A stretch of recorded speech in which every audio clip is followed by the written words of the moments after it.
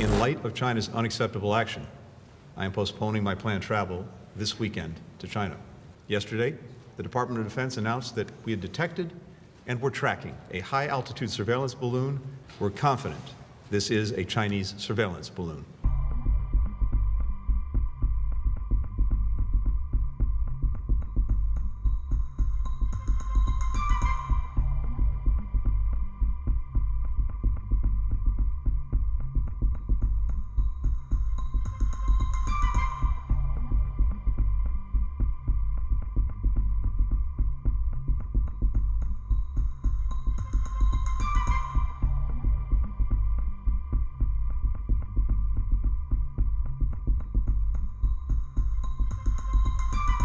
I'd just like to briefly address the presence of the Chinese surveillance balloon in U.S. airspace. I spoke this morning with Director of the CCP Central Foreign Affairs Office, Wang Yi, to convey that in light of China's unacceptable action, I am postponing my planned travel this weekend to China. As you know, President Biden and President Xi agreed during their meetings in Bali in November that I would travel to Beijing to follow up on their discussions. We've been working across the U.S. government to prepare for a substantive set of discussions on issues that matter to the American people and to people around the world. And we've been engaging for some time with our counterparts in Beijing to prepare for these meetings. Yesterday, the Department of Defense announced that we had detected and were tracking a high-altitude surveillance balloon that remains over the continental United States. We continue to track and monitor the balloon closely. We're confident this is a Chinese surveillance balloon. Once we detected the balloon, the U.S. government acted immediately to protect against the collection of sensitive information. We communicated with the PRC government directly through multiple channels about this issue.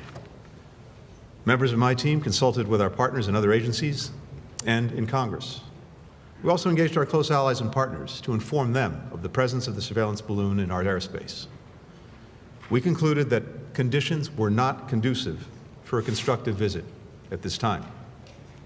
In my call today with Director Wang Yi, I made clear that the presence of this surveillance balloon in U.S. airspace is a clear violation of U.S. sovereignty and international law, that it's an irresponsible act, and that the PRC's decision to take this action on the eve of my planned visit is detrimental to the substantive discussions that we were prepared to have.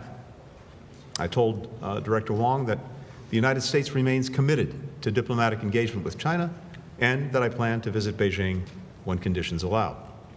In the meantime, the United States will continue to maintain open lines of communication with China, including to address this ongoing incident.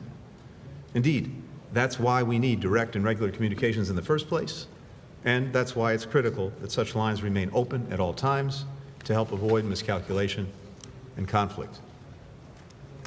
One final but important note. The world expects the United States and China to manage our relationship responsibly. And indeed, addressing many of today's global challenges, challenges that affect the lives of our people and people around the world, demands that we find a way to work together as well. The United States will continue to act in a way that reflects that responsibility. We look to our PRC counterparts to do the same.